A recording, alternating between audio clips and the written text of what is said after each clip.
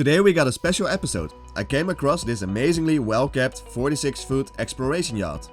It is currently for sale in the Netherlands for the incredible sail-away price of 130,000 USD. I don't think you're going to find a boat with this kind of pedigree and level of maintenance anywhere else.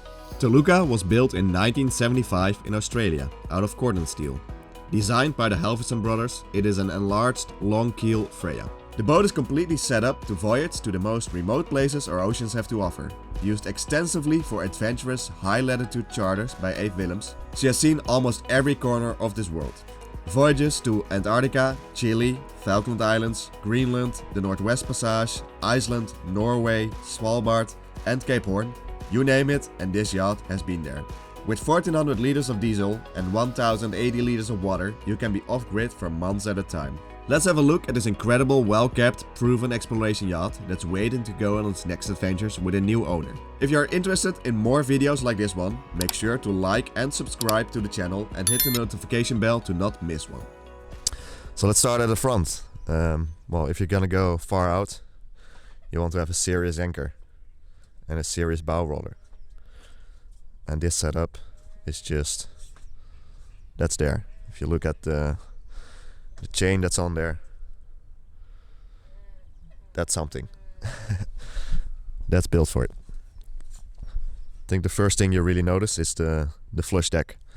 So we got a completely flush deck here with an enormous hatch. It's an aluminium hatch that gives access to, well, the forward bunks and the sail locker.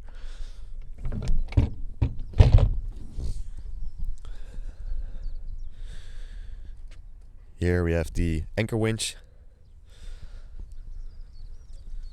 We have the furling head sail. It's normally flying a Genoa on there, smaller size Genoa, but it can also have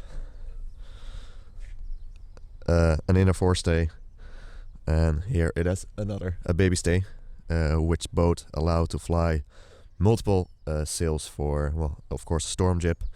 You can have some jibs for higher winds, setting up wind. There's a lot of options.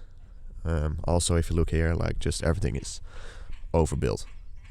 Your cleats, everything is completely overbuilt, made for this purpose. Here we have the mast. Everything is handled at the mast, so you can see all the big winches here. All the lines run back to the mast. We still see here, which we don't really see that often anymore, but we see some steel halyards. Well, they have zero stretch if you have the right winches for it, if you have the right setup for it. It's still actually a really good use instead of, well, now a lot of it is changed by the NEMA, but if it works, and it has been working on the ship for a long time, it really works. The mast is about 19 meters tall. Goes all the way up, and it's rigged as a sloop. We got a pretty long boom here. I believe it's about 5 to 6 meters long, the boom. And yeah, also on the mast we already have the separate trysail track there, so you can have your trysail already locked in. Attach it here to the boom while you're sailing, and yeah, whenever the winds get really too high up, when your third reef is not working anymore, you can take the sail down, put up the trysail, fly the storm jib from the front, and yeah, you're bomb proof. You can go. Under here we have 4 reels of 100 meters of line, so no matter where you are, you can attach yourself to all the corners around land. And yeah, the whole deck is a flush deck with Threadmaster, and that's still in a really good condition. All the rigging still looks really good. Of course, we got the exhaust for the diesel heater inside. And here we got the Dodger. This one is actually not steel. This one is built from a wood core design. So it's pretty light, but it's also sturdy enough. You can, as you can see, the Threadmaster is everywhere. You can walk anywhere on this boat. And then we get to the cockpit area. And here we have a steering position, but probably most of it is done by autopilot or by the wind vane steering installation. It's at the back. We see it here. So there's a wind vane that steers via the normal rudder. And you can already see from here, from the steering position, you have a great view all around the boat. You have everything close by. You have your rudder here, you have your traveler, you have your main sheet, and you have your sheets for the head sails right there. We got a small arch here, and on the arch is the radar and the wind generator. There's not actually that much solar on board. There's only the small panel just to trickle charge it when you're not on board. But there's a large diesel generator because it's really made for higher latitudes. So that's the large diesel generator in the back. In here you have about space for 6 to 8 people to sit. You're nicely protected by the hard dodger.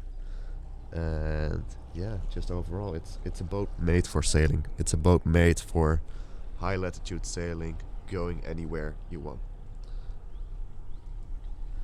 So yeah, that's the outside. Let's go in.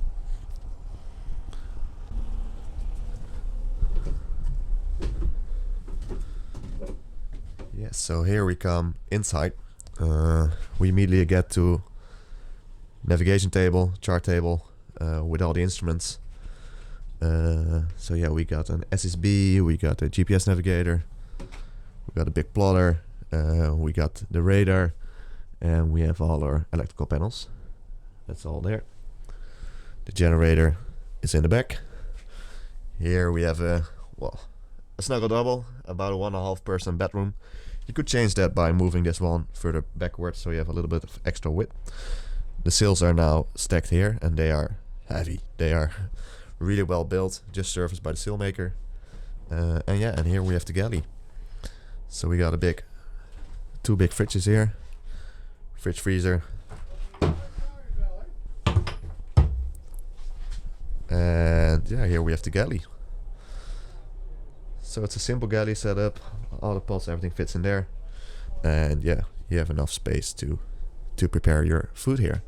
Also from here you got a pretty good, almost 360-degree view all along. So you can do your watches from either in here and just sometimes pop your head out and have a look there. So it got a brand new engine from 2017, Sol 74 horsepower, and has a pretty interesting setup to drive the main shaft.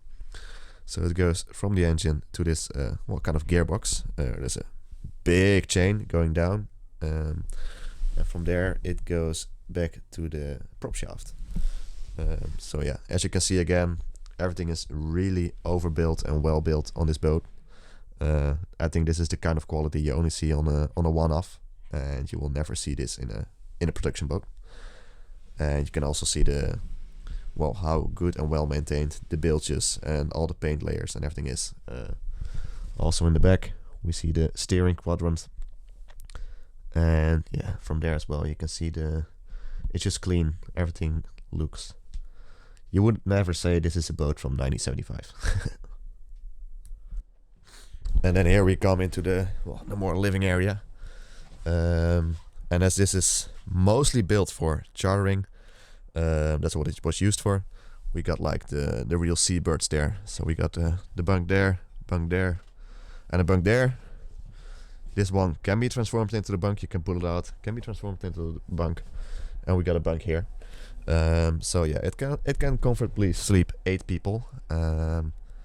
And yeah, of course here we have the diesel heater, so it will be nice, dry and warm in here. And the whole boat is insulated.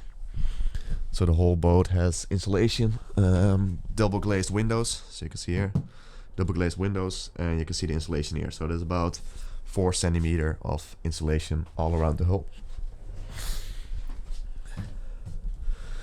So yeah, this is where you can just enjoy, have your dinners, rest, read a book, and sleep well underway or well at anchor.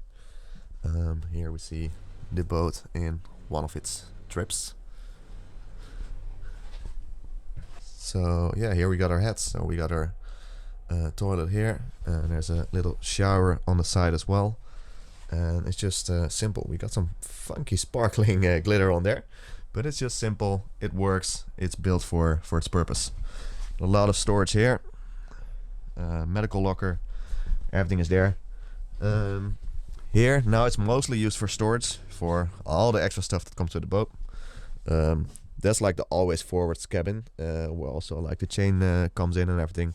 Normally that one is closed, and then yeah, this whole area you can either use it with bunks or use it for more storage area. So this is where the big hatch from outside was. Yeah, and just everything on this boat. There's so many spare parts. Everything is set up for going anywhere, and mostly into very high latitudes. If you're done cruising around the equator and you're looking for something else, this might be your boat. And yeah, if you're interested, it's just so well kept up, and I think it's a very good value. The maintenance has been done. It's ready to go anywhere. So if you want to go anywhere, if you're looking for another boat, if you want to be the guy or the couple that goes sailing and meeting some icebergs, then I think this might be your boat. It's famous. It has been used for, well, famous. It has been used a lot already. There's a lot of history with the boat, Tooluka, and yeah, I will put the links in the description where you can read more about the boat, its history, and the trips it has done. If you're looking to open up a charter business, high latitude charter business, this is also really, really good boat. It has always been used for it. It can pass all the regulations you need, all the tests, and yeah, just enjoy it. Use it for what it needs to be done, and I think that's what this boat is best for. So, what do you think about this boat? Tell me in the comments if you would like to explore the world on board this yacht. It's perfect for a couple or family looking to sail the most remote places, or someone that wants to start a high latitude charter business. At the asking price of 130k USD, it's an amazing deal in my opinion. If you like this video, don't forget to like and subscribe to the channel.